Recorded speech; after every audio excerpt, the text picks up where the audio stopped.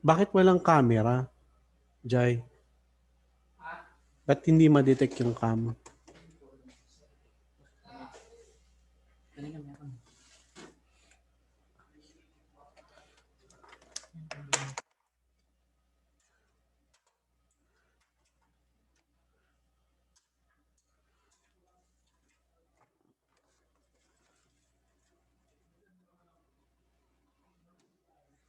Ayan.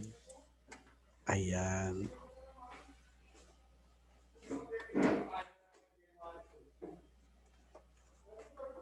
Wala na yung ano. Sino itong Christine Meiji? Hi, good afternoon. Christine? Christine? Yes po, sir. Ano nga ba apelido mo, Iha? Boticario po. Butik. Oo. Kamusta? Ba't dalawa lang tayo? Mag-PM ka, ano ka nga sa GC para madagdagan tayo. Mag-message ka. Sabihin mo, pasok na. Okay po.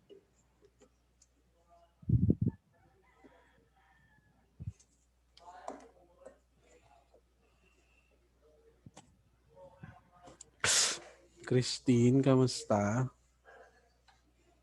Okay naman po, sir.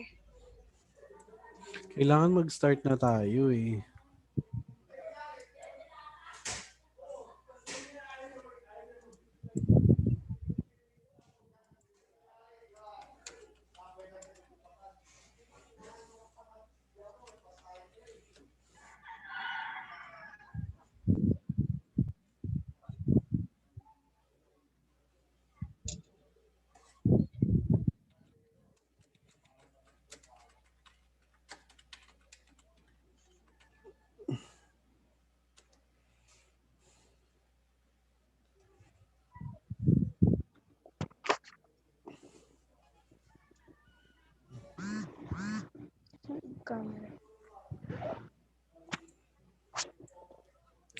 Hello, Mary Joy and Mary Rose. Good afternoon.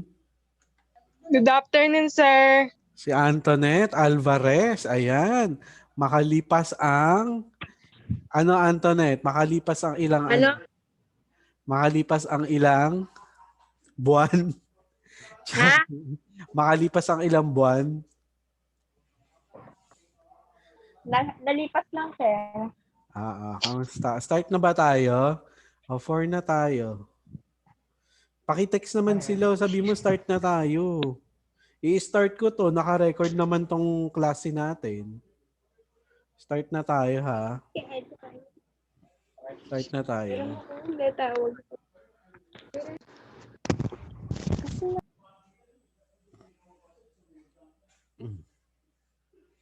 Mary Joy, Antoinette, Christine May, si Sarah. Si Sarah tsaka si Sylvia. Sige. Kamusta New Year? Happy New Year, girls. Happy New Year, Christine, Kambal, tsaka Antoinette. Happy New Year. Kamusta New Year nyo? Mary Joy. Happy New Year din, sir. Sige. Happy New Year, sir. Kamusta naman? Diba?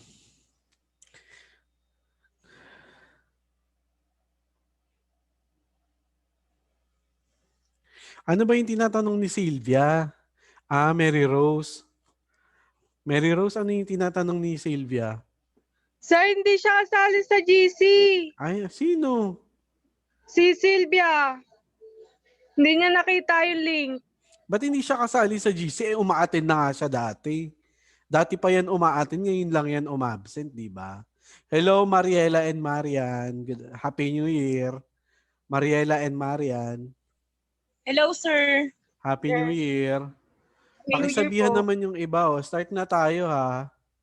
Okay, start na tayo. Mag-share screen ako, ha? Share screen. Okay, share screen tayo.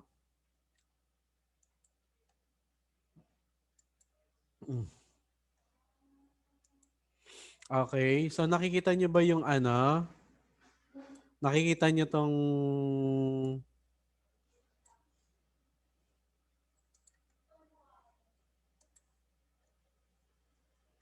Okay.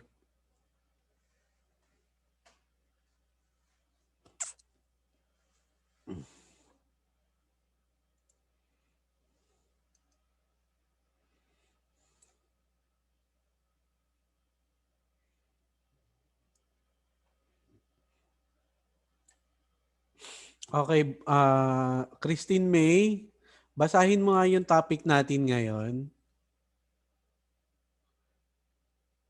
Christine May.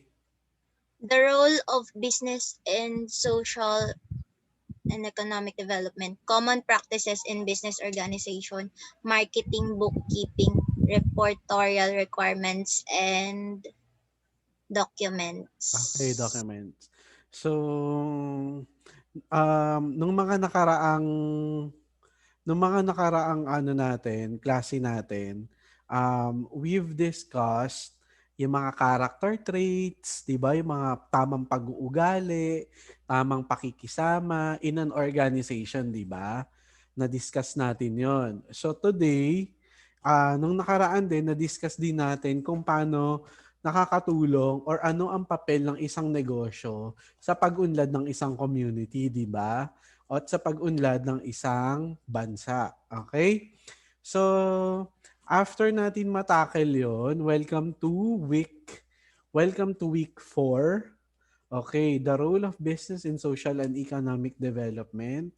Yung pa rin yung topic natin. Pero let's proceed to common practices in business organization.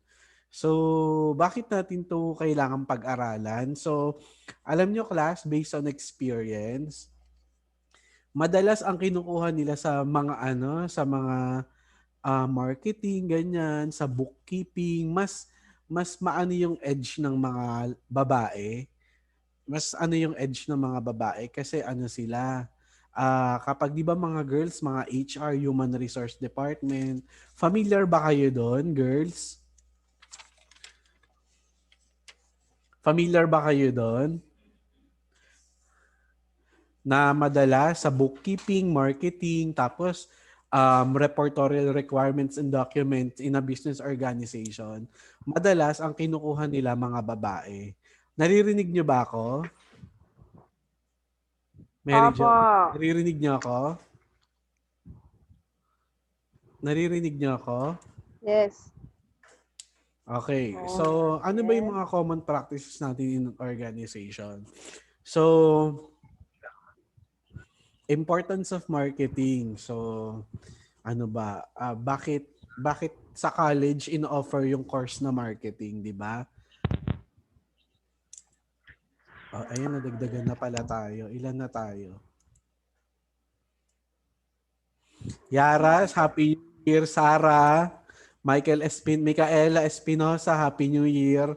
Sylvia, Happy New Year. Happy New Year din, sir. New Year. Happy New Year din po. Yes, sir. New Year. Okay, so let's proceed na to our topic. Okay, so importance of marketing. Pakibasa nga Mary Joy, importance of marketing. What is marketing? Mary Joy?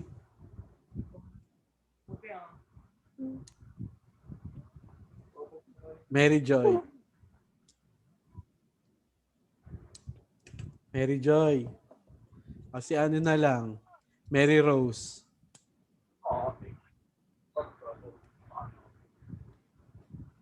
Si Mary Rose na lang. Tulog. Nakatulog. O, sige nga, ikaw na lang, Sylvia. Marketing. What is marketing? Marketing is the process of teaching consumers why they should choose your product or service over your competitors. Okay, sa marketing. So alam nyo naman, business has to sell. Kailangan niyang bumenta, okay? Para mag-exist siya. Businesses need to have customers in order to continue its operations. Diba? Paki-ano naman, no? Paki-mute naman yung mic nyo. Kanino yun? Okay? So, we need marketing in order to attract consumers to patronize our business. Okay? So, whatever business it is, whether it's telecommunications, whether it's a simple sari-sari store, food chains, ano pa ba? Mga housing businesses, mga nagtitinda ng condo, transportation, nagtitinda ng kotse, malls, ano pa ba yung mga malalaking businesses na alam natin? Malls, including services, kailangan nila, they need to have customers. Okay, gumagawa sila ng marketing and they need to use marketing in order to attract customers to patronize their products or services. Okay, they use advertising, they use different strategies, branding, they use promotions, okay, in order to attract customers. Tandaan nyo, class, ang isang business para mag-exist siya, kailangan niyang mag-promote, di ba? Well, let's take for example Jollibee. Jollibee as a leading food chain in the Philippines is already established. Established na siya, okay? Pero still, Jollibee has to make marketing strategies in order to be not outdated para hindi siya malaos. Alam niyo yun, class? Kahit malakas na yung business mo, you are only as good as your last performance. Kaya dapat pa-improve yung marketing strategy mo in order to attract customers. Because as we all know, hindi naman stagnant ang target audience o ang consumers. Yung mga customers mo nung nakaraang 5 taon, for example, o kayo kumakain kayo sa Jollibee, ilang taon na ba kayo? 15, 16, ganyan. O after 5 years, 15, 16 pa rin ba kayo? No, you will become 20 years old, 21 years old. You will improve. Magi-improve yung mga consumers, dapat magi-improve din yung company. Sasabay siya sa pag-improve ng kanyang target market. Okay? Ang tawag natin doon ay marketing. You always remind your consumers to choose your products or your service over your competitors. Iba't ibang strategy yan. May commercial, merong sa mall nagbibigay ng flyers, merong nagfe-Facebook ka, biglang may advertisement. 'Di ba? Okay, nagpapadala ng text. Ang tawag natin doon, different marketing strategies. Okay, na ginagawa ng bawat negosyo or of every business in order to exist or to continue existing. Okay? Dapat nakakasabay ka sa pagbabago ng panahon. Let's continue. So, why are we talking about marketing? Kasi marketing is one of the most common field you can start with after graduation. You can join any marketing team of every company because hindi naman siya madaling gawin, pero it's a very good training ground for you, lalo na yung mga girls, yung mga mahilig mag-market dyan, may kasanayan na sa pagmamarketing ng isang produkto, you can join a marketing organization in the future. That's why we talked about it today. Okay? After marketing, ano pa ba? Ano pa ba yung iba't ibang common business practices? We have the thing you call bookkeeping. Pakibasa nga, Antoinette Alvarez. What is bookkeeping? Huwag ka maingay. Bookkeeping is the recording of financial transactions and is part of the process of accounting in business. Okay, bookkeeping. Okay, so before, salamat Antoinette, nung hindi pa tayo computerized, yung isang organization or a company keeps it records on a notebook or on a file. Doon nila sinusulat lahat or on a ledger, di ba? Doon nila sinusulat magkano yung budget, magkano yung nagastos, magkano yung pumasok na pera, magkano yung lumabas na pera, assets and liabilities, yung assets ng company, yung utang ng company, yung liabilities. O, ang tawag natin dun, class, is bookkeeping. Okay. Lalo na kayo, class, you are expected, mga ABM, di ba, you are expected to know the basics of bookkeeping. Okay? Dapat na mo-monitor yon kasi the success of a business relies upon good bookkeeping. Yung ibang company, di ba, kaya nawawala sila, nagsasara sila. Hindi nila alam na may nagnanakaw pala sa company nila. May mga pera na hindi nare-record, mga resibong hindi napapasa. Ang tawag natin doon, class, proper bookkeeping. Sino yung nakaalala dun sa kaso ni Katunying? Si Katunying, si Anthony Taberna, di ba meron siyang restaurant? O nalaman niya bigla na may nagnanakaw pala sa company niya. O paano nila madedetect? Paano nila madedetect if there's somebody doing some monkey business in his company? Through bookkeeping, makikita doon, di ba? Lumabas na pera, pumasok na pera, kinita ng company, ginastos ng company. Dapat na mo-monitor yon so that you would know what to do. Marami na palang pera yung lumalabas, konti na lang yung pumapasok. Baka isang araw magising ka na lang, wala ng pera yung company kasi nga, you don't do bookkeeping. Okay, yung mga advanced bookkeeping, ginagawa yan ng mga accountant. Okay, ng mga accountant ng company. Okay?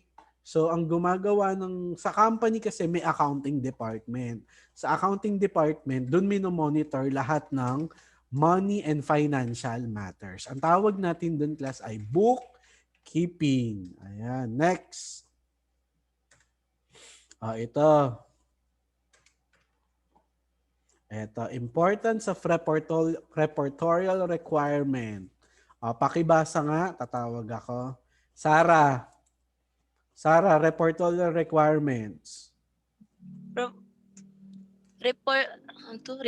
Reportorial requirements in the Philippine setup. Department of Trade and Industry for sole proprietor or Securities and Exchange Commission for the Partnership and Corporation, Barangay and Municipal Clearance, Bureau of Internal Revenue, Social Security System, PhilHealth, Home Development Mutual Fund. We comply with the monthly, quarterly, and yearly statutory compliance.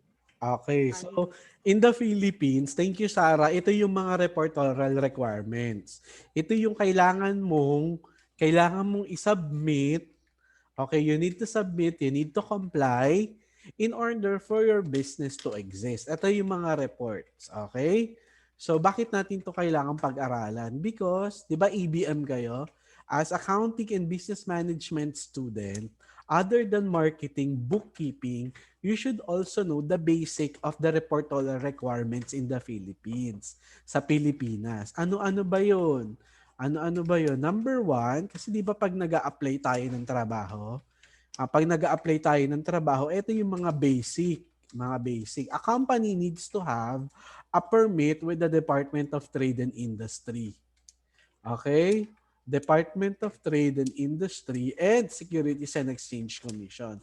Pero as a company, ano yung responsibility mo to your employees? Okay, number one, barangay and municipal clearances. You need to get those things. Alam ko nire-renew yun taon-taon. Okay, Zara? Baka ma-assign kayo sa accounting, kayo rin yung bahala dyan. Ma-assign kayo sa HR, kailangan nyo yan. Bureau of Internal Revenue, BIR. Para saan yon? Ano yung pinapasa natin sa BIR? Mary Joy. Sir! Ano yung pinapasa natin sa BIR? Bakit kailangan ng BIR? Para saan yung perang-perang pinapasa natin sa BIR? Nagsisimula sa letter T. Tax! Ayun, tax. Okay. Kailangan nyo mag-compute taon-taon, bawat employee, bawat business, kailangan lahat ng kumikita ng salapi, sumisweldo, nagpapasa ng tax. At pinapasa natin yun sa Bureau of Internal Revenue. Okay? What about Social Security System? Social Security System, kailangan maghulog dyan sa SSS kasi you need to have benefits. For example, magre-retire na kayo. Pagka-retire nyo, at least you can get your pension from SSS. Oo, kailangan nyo magka-pension. For emergency like hospitalization, nagpa-hospital ka, pwede kang makakuha ng pera sa SSS. O magtatayo ka ng business, uutang ka. O pwede ka rin manghiram sa SSS. Na aksidente ka, namatayan ka, pwede kang kumuha ng pera sa SSS. Okay, what about PhilHealth? Saan natin ginagamit yung PhilHealth? Yung napaka-controversial na PhilHealth. Magkano yung supposed na nawala sa PhilHealth? Magkano yung winala nilang pera? Yung hindi na ma-account, hindi nila matrace kung kanino napunta kasi pinaghati-hatian na ata. Ano? Magkano? Ilang bilyon? Ilang bilyon? Boticario? 15 ba, sir? Ilan? Ilan?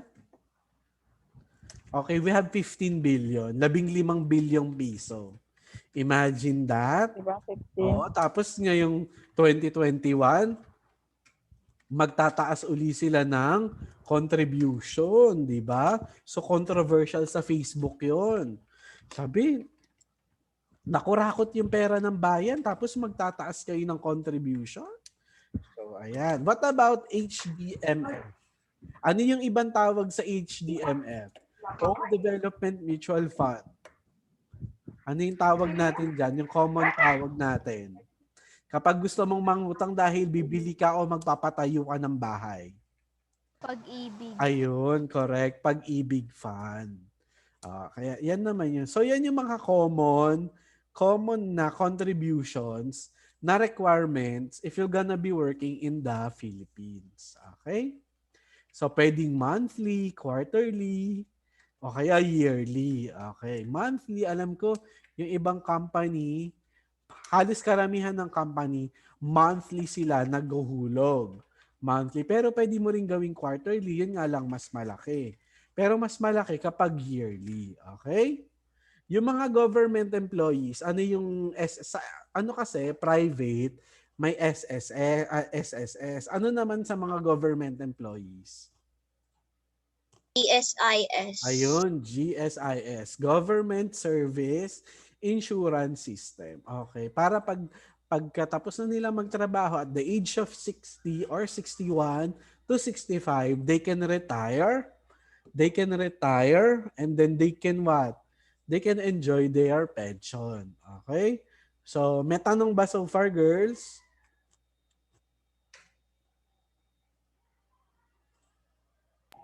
Wala po. Okay, sige.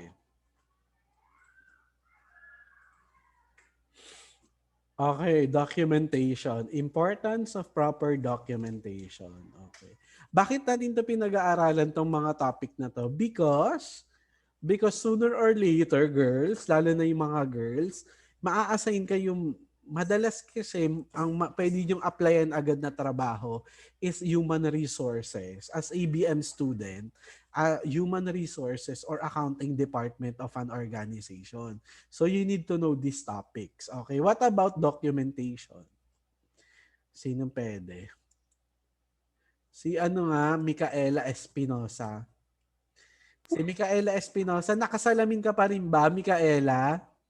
Yes, sir. Nakasalamin ka pa rin. Naalala ko yung buhok mong mahaba. Wala na, sir. Maigsi na yung buhok ko. Nagpagupit ka na? Opo. Sige, what is documentation? Documentation is a set of documents provided on paper or online or on digital or analog media, such as audio tape or CDs. Examples are user guides, white papers, online help, quick reference guides. It is becoming less common to see paper, hard copy documentation. O kaninong responsibility yung ano? Okay. Wait lang ha. Nagpapasend si Ma'am Gay ng link. Send mo nga. Hindi ko alam kung saan. Oo, yan. Aran, si Ma'am. Girly Graven. Ayan.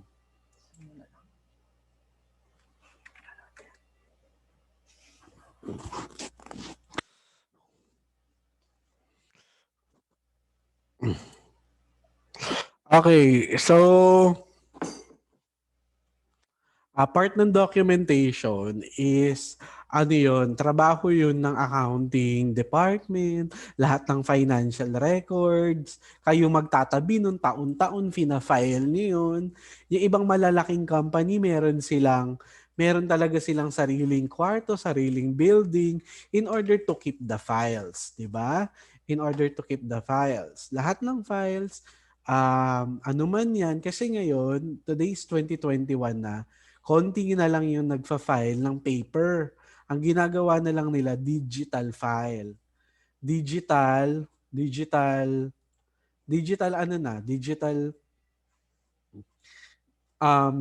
file na in order to keep track of how the company is doing on a particular time. Okay? Ano pa? Gaano ka-importante yung documentation? Sige nga, sino pwedeng makakapag-add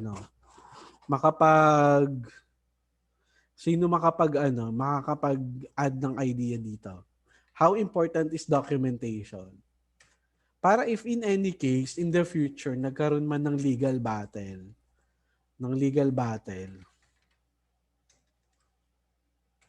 nagkaroon ng kaso sa korte, o there are papers that will support a company's document. Kunyari, di ba, naka-experience ako ng isang company hindi naguhulog sa SSS. O, di ba? Humingi ako ng copy sa SSS. Tinabi ko yun. O, yun. Tapos, ang mga company naman, for example, naghulog na sila sa SSS, binibigyan sila ng mga resibo. Yung mga resibo, yun yung tinatabi nila in order, kung magtanong man yung mga empleyado regarding the records, madali yun mahahanap. Kasi nga, properly documented. Okay. So, next.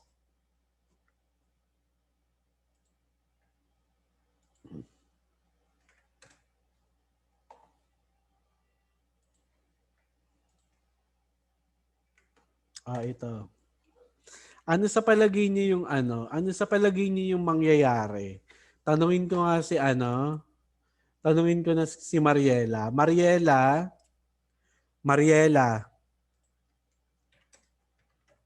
Sir.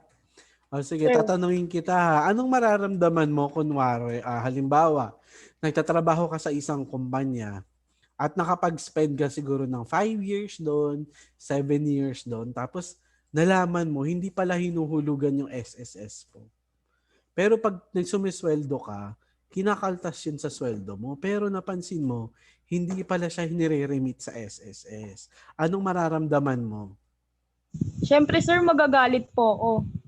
Sige, magagalit ka. Kanino? Doon po sa nagkakaltas ng sahod ko. Okay, kinakaltasan yung sweldo mo tapos hindi naman pala umaabot sa SSS. Nawawala na lang parang bula yung kinontribute mo. Alam nyo, class, in real life, I have experienced that. At alam nyo, class, kung kailan ko lang siya na-detect. Na-detect ko siya 1 year na ako sa company. Nung magre-resign na ako, inopen ko yung SSS account ko. Walang hulog yung company.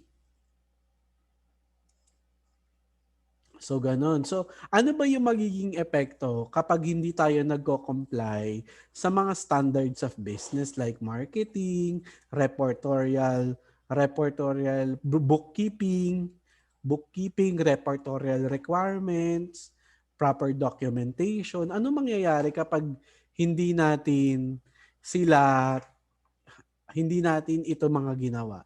Legal issues, pwedeng mademanda ang isang kumpanya. 'Di ba? Yung mga kasamahan ko nung nag-resign ako, class, alam nyo ba? Hindi ko nasasabihin kung saang kumpanya. Nagdemanda sila kasi nga hindi hinulugan yung SSS nila. Yung isa kong katrabaho dati, mahigit 20 years siya. Tapos walang hulog yung SSS niya.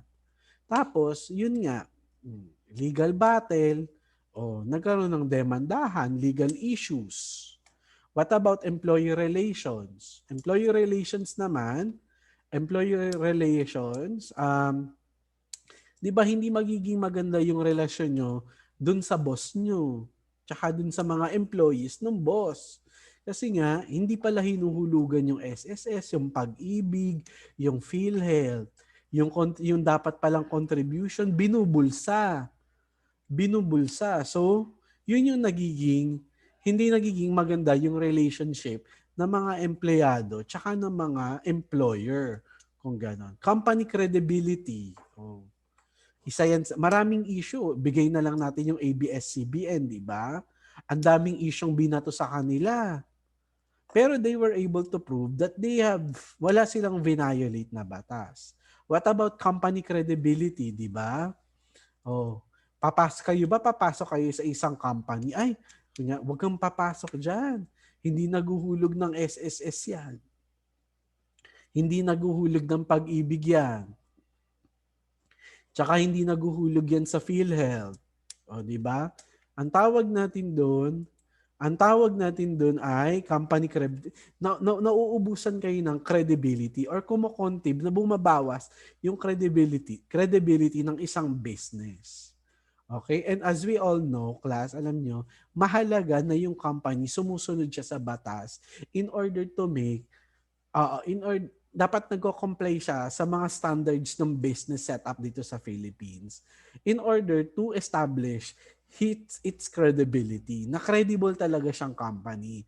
Kaya beware, di ba? Para lang yan sa Shopee, di ba? Bago ka bumili ng isang product, tignan mo muna yung mga reviews.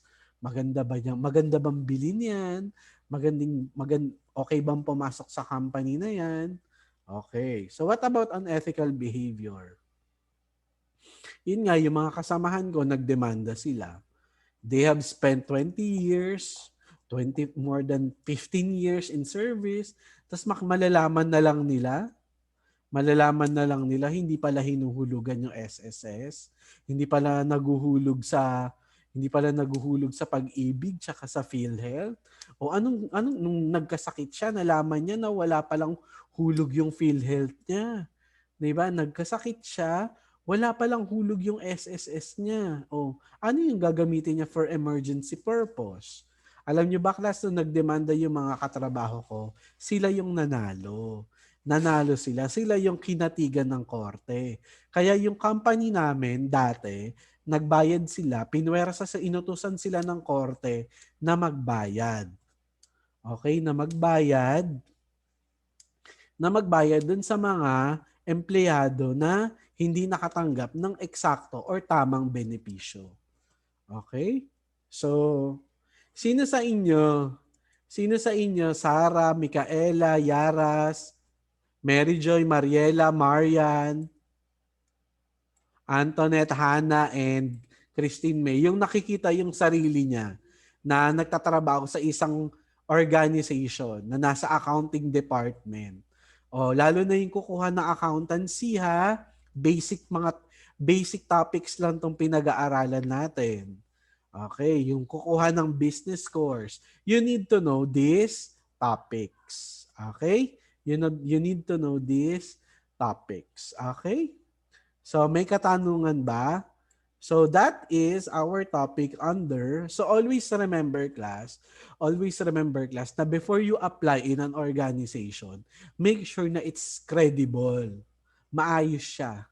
Maayos siyang kumpanya, maganda yung track record niya, malinis siya magbayad, tumutupad siya sa mga regulations ng batas, kasi hindi lang naman para sa kanila yun, para din sa iyo yun. Diba? Lalo na pag nagtrabaho ka, it will reflect on your record. Ay, galing ka ba sa SM? O, ay, galing ka ba sa Jollibee? Ay, galing ka ba sa sa Convergys? Ay, galing ka ba? Oh, yun magagandang company, di ba? So, yun yung magiging epekto nun sa'yo as a possible future employee sa hinaharap. O yung iba sa inyo magtatayo ng business, o dapat you need to also comply on these basic requirements in the Philippines. Okay? So that is our topic about the role of common practices in business organization, marketing, reportorial requirements, and documentation. May tanong ba? May tanong ba? Wala po. Okay, so sa week 4, nagawa niyo na ba to? Nakikita niyo sa screen? Kailangan niyo nang gawin to, class, ha? Learning Activity 001. Okay? Nagets ba? Girls? Girls, nagets ba? Nakikita niyo tong tinuturo ko? Po. Sa week 3? Kailangan niyo Opo. nang gawin yan. Opo. O, tingnan natin yung grades niyo. Wala pa po. O, wala pa pala. Wala pa palang gumagawa. Okay, so may tanong ba? So that ends our topic on the role of business in social and economic development part 4. Okay? So if you have time, i-upload ko tong video natin tapos ipaki-share na lang sa iba. Okay? So may tanong ba? May tanong, girls? Wala po.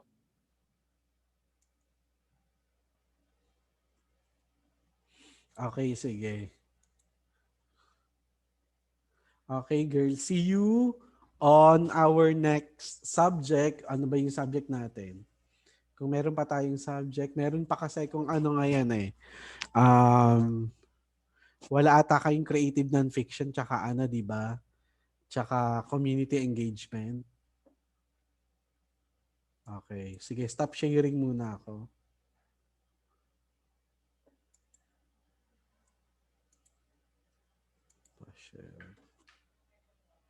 Okay, so if you don't have any more questions, let's see each other again next meeting. Happy New Year uli, girls and boys. John Patrick Yaras, Happy New Year. Happy New Year, bye-bye. See you next meeting.